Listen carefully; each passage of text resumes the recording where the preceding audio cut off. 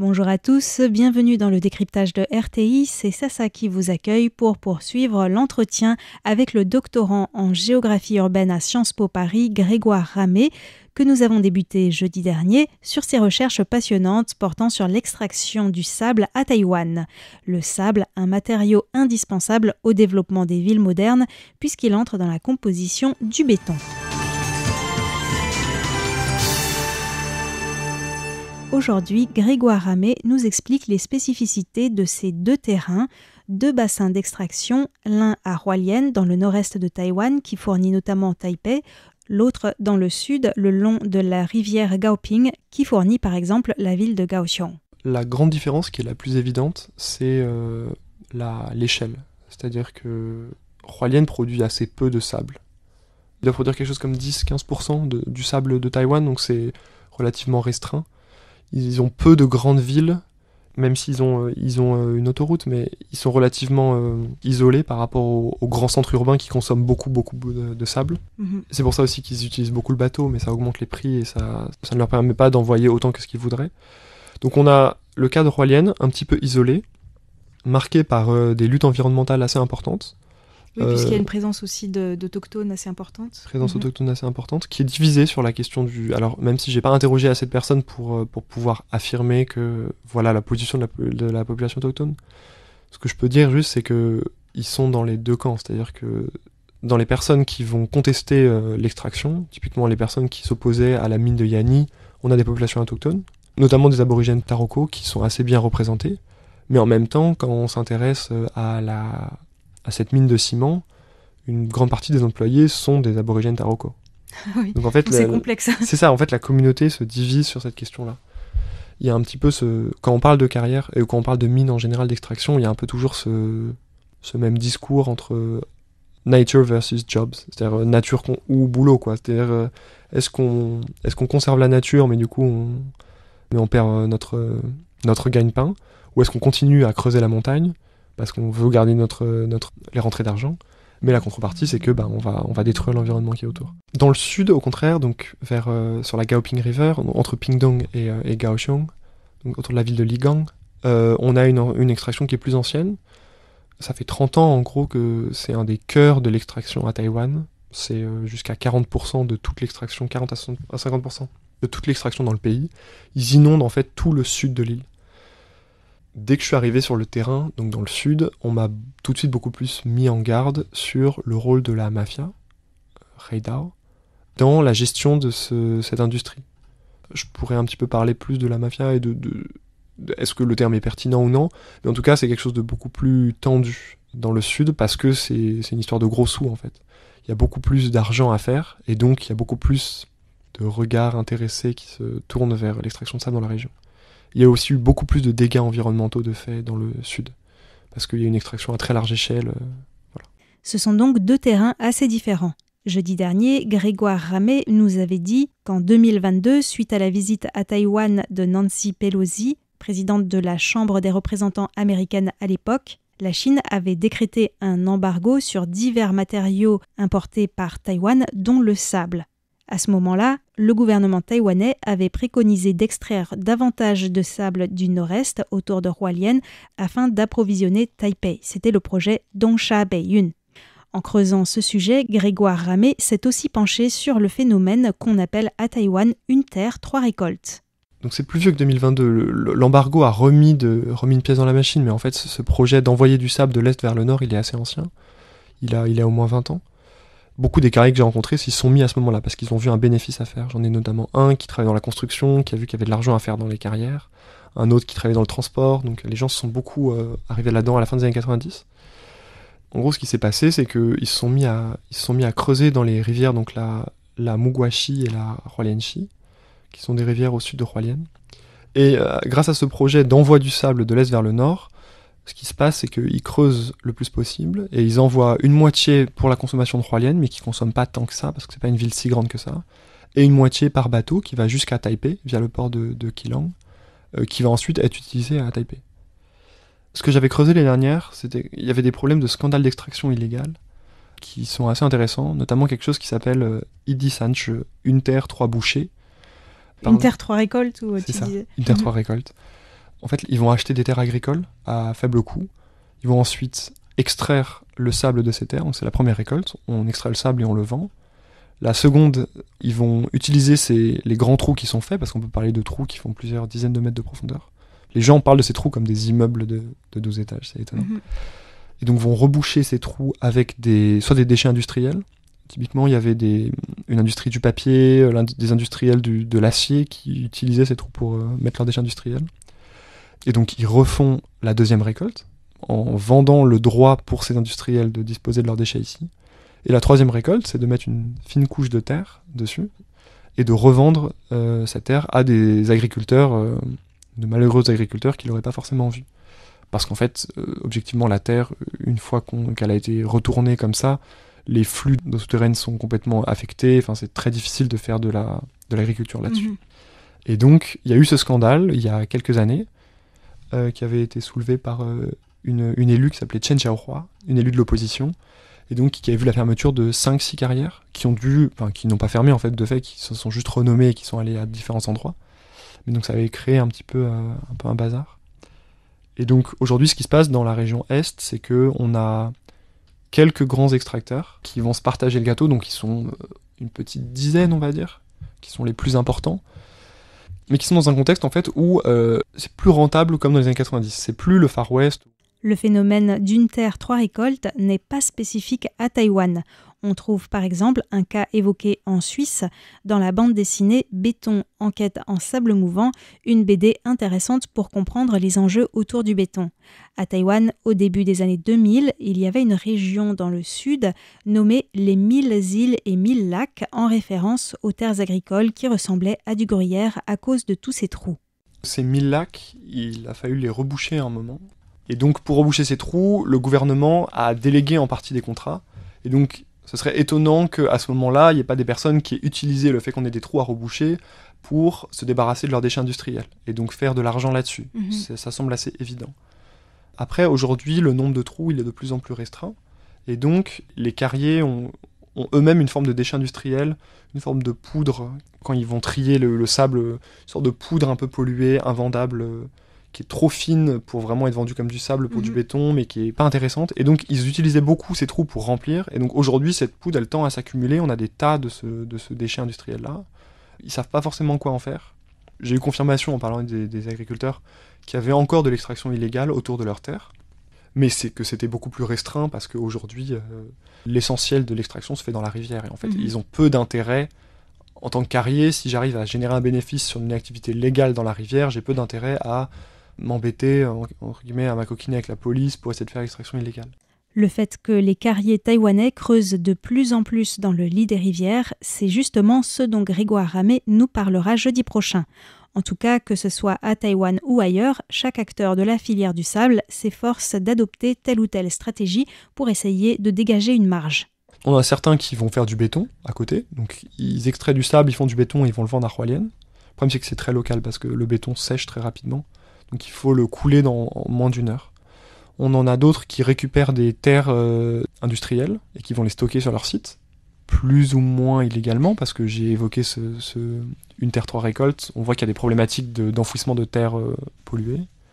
On en a, alors le plus cocasse, on en a un qui est agriculteur à mi-temps.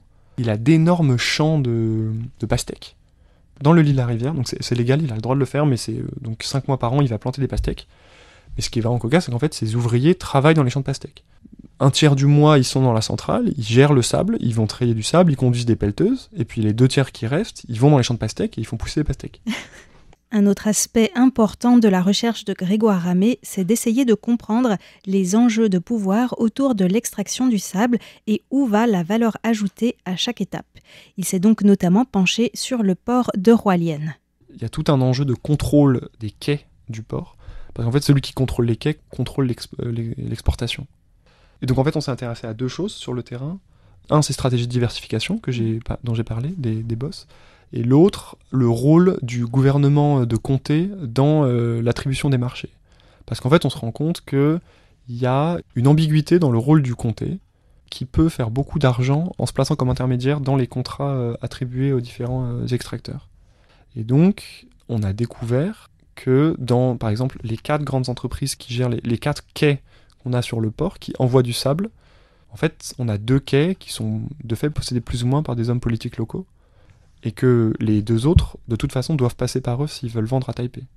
Donc, c'est pas forcément de la corruption, mais c'est on a des problèmes de conflit d'intérêts qui sont assez marqués, qui rendent cette question très sensible, on va dire. Dans le sud de Taïwan, Grégoire Ramé a moins eu accès au patron des carrières, mais les discussions approfondies avec une vendeuse de noix d'arec, Betel Nuts en anglais, Binlang en mandarin, lui ont appris beaucoup de choses car le commerce des noix d'arec n'est pas sans lien avec celui du sable.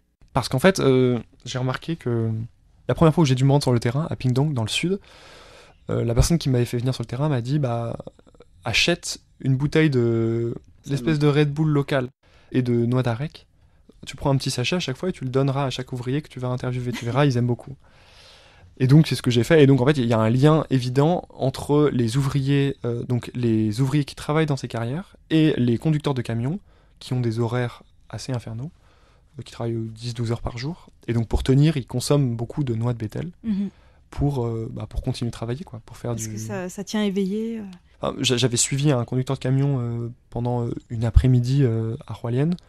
Il nous expliquait qu'il arrivait sur la carrière à 2h du matin, parce qu'il voulait pas faire la queue derrière les autres. Donc il se positionnait à 2h du matin, il commençait le travail à 5h, et après il travaillait facilement jusqu'à 20h. Wow. Donc c'est très très très très éprouvant. Et donc les noix de bétel, c'est un petit peu l'endroit où on va s'arrêter, se restaurer. Ça va au-delà, parce qu'en fait, ils ont une relation très particulière avec les personnes qui vendent des noix de bétel. Qui sont souvent des femmes d'ailleurs très sexy. Qui sont souvent des femmes, oui. Il y a toute cette histoire des hot sisters, les lamei, mais c'est de moins en moins le cas. Mais il y avait tout un business, donc j'en ai parlé un peu avec cette femme, qui m'expliquait qu'elle faisait des paris sportifs, enfin sa mère et elle, parce qu'elle a commencé à 6 ans, donc elle faisait pas grand-chose au départ. Et donc ils organisaient dans leur boutique des paris sportifs, un restaurant, un karaoké. Dans son cas, ça se vérifie pas, mais il y a aussi des liens assez évidents avec des formes de prostitution. Et donc, en fait, il y a toute cette économie souterraine qui vit autour de ces employés des carrières et des conducteurs des carrières. Notamment parce qu'en fait, c'est des métiers très rudes. Ils ont plus de mal à trouver des jeunes aujourd'hui, c'est épuisant physiquement.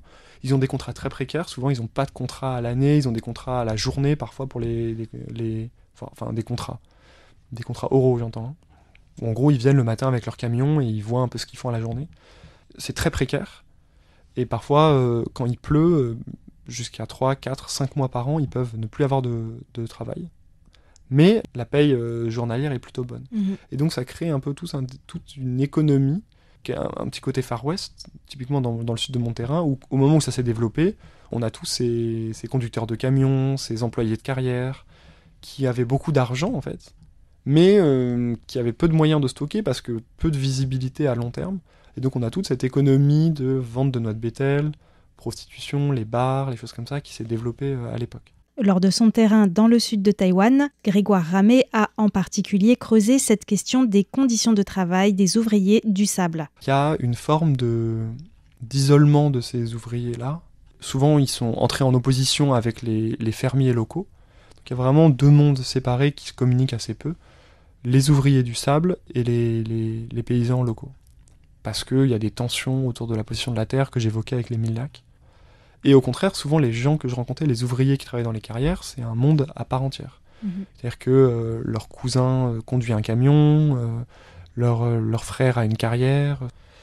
Et dans leur cas, on a beaucoup parlé de l'histoire de l'industrie, donc comment elle s'était développée dans la région sur les 20, 30, 40 dernières années, à travers notamment les yeux de cette vendeuse de noix de bétel, donc qui avait commencé avec sa mère, qui avait commencé à vendre à 6 ans, et qui finalement, vers 40-50 ans, ils avaient réussi à mettre suffisamment de côté, donc elle, sa fille est à l'université, et elle a arrêté le business. Donc elle a beaucoup de gens, son beau-frère, son cousin, des gens du village, qui travaillent encore là-dedans. Donc l'idée c'était un petit peu d'écouter leurs histoires à chacun. Et c'est assez intéressant, je parlais de Far West avant, on a vraiment cette sensation pour avoir parlé avec des agriculteurs aussi, j'ai eu cette sensation, on a eu un boom de l'activité, des bénéfices liés au sable dans la région, avec très peu d'encadrement de la part de l'État. Et le problème, c'est qu'au moment de ce moratoire, par exemple, donc entre 1999 et 2003, les carriers se sont mis à creuser un peu de partout, souvent, comme c'était illégal, ils se sont appuyés soit, il y a eu soit corruption de la police locale, soit utilisation de xiongdi, enfin de frères de la mafia, pour les aider à protéger leur activité. Et donc c'est à ce moment-là, enfin, c'est plus ancien, mais c'est aussi à ce moment-là que on a une association entre ces milieux-là et la mafia. C'est des milieux qui fonctionnent en cercle assez fermé.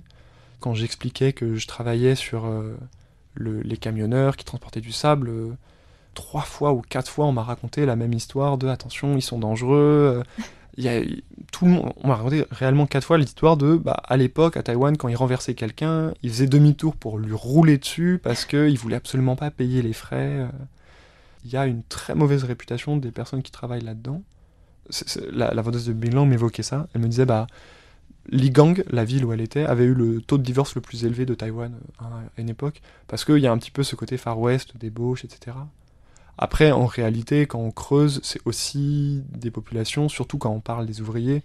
Je parle pas forcément des boss qui, eux, vivent très bien, mais les ouvriers qui sont des populations quand même assez souvent marginalisées, assez précaires, et donc qui souffrent aussi de cette mauvaise réputation, mais qui parfois aussi se la réapproprient en partie.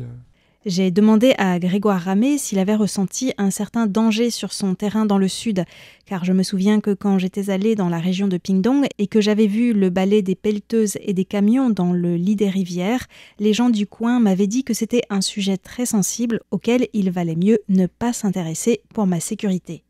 Je pense qu'on m'a beaucoup mis en garde contre le risque, ce qui est à la fois une bonne chose parce que ça évite de se jeter tête baissée dans quelque chose de dangereux bêtement, et en même temps ça crée une forme d'image de ces milieux-là comme ouvertement dangereux, alors que c'est pas forcément le cas. Je pense que c'est plutôt des milieux fermés, qui a des liens évidents avec des activités illégales, mais que les personnes en elles-mêmes ne le sont pas. C'est-à-dire que, une chose qui est très intéressante, dans la région, les agriculteurs que j'ai rencontrés, un notamment, sont des anciens vétérans de l'armée perdue de Chiang Kai-shek.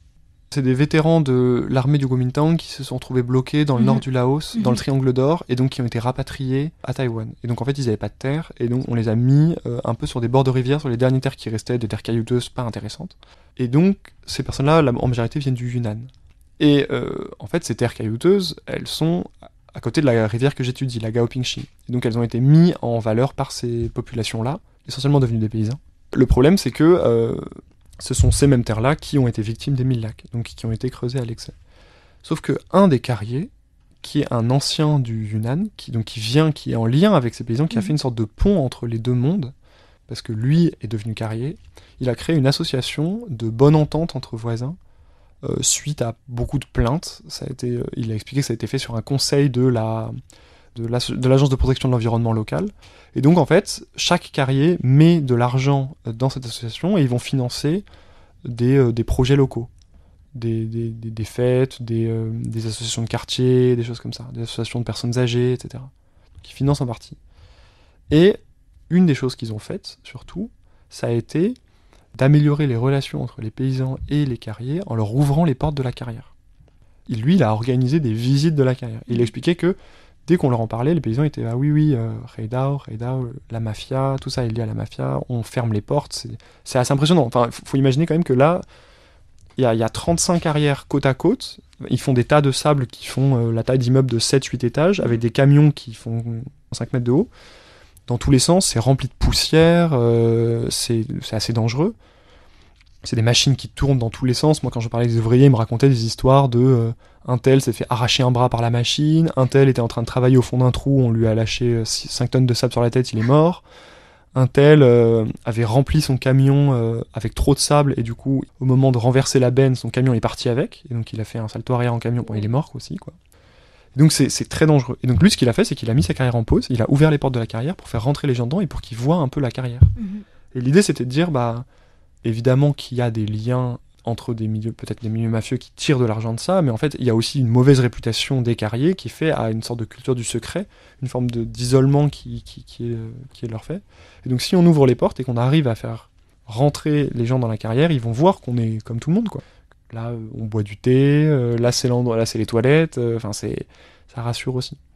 Et donc, je pense que j'avais été mis en garde, mais donc aussi de rentrer un peu dans ces milieux-là, de parler avec cette dame qui faisait des Binglang, de voir des noix de bétel, de voir un petit peu les différents carriers, de rentrer un peu plus dans leur intimité. Ça aide aussi à dédramatiser aussi ce qu'il y a autour de ça. Le fait d'être un étranger joue aussi, précise Grégoire Ramé. Certes, c'est parfois un peu difficile à cause de la langue. Il était heureusement accompagné par un assistant de recherche taïwanais. Mais le fait d'être étranger ouvre aussi des portes, car les interlocuteurs savent qu'il n'est pas journaliste, qu'il n'a pas d'intérêt dans le secteur et qu'il ne représente donc pas un danger pour eux. Les recherches de Grégoire Ramé sont toujours en cours et je vous invite à écouter la dernière partie de cette série de décryptage jeudi prochain dans laquelle il nous expliquera la notion d'exception géologique taïwanaise mise en avant par de nombreux acteurs de la filière.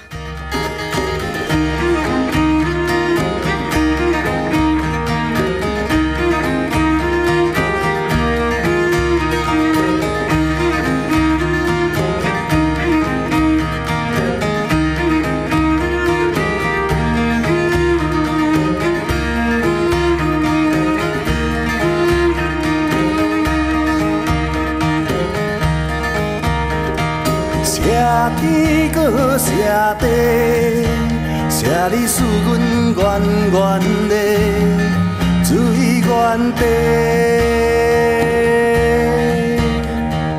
望天搁望地咧，望阮这当潮啊，修成无问题。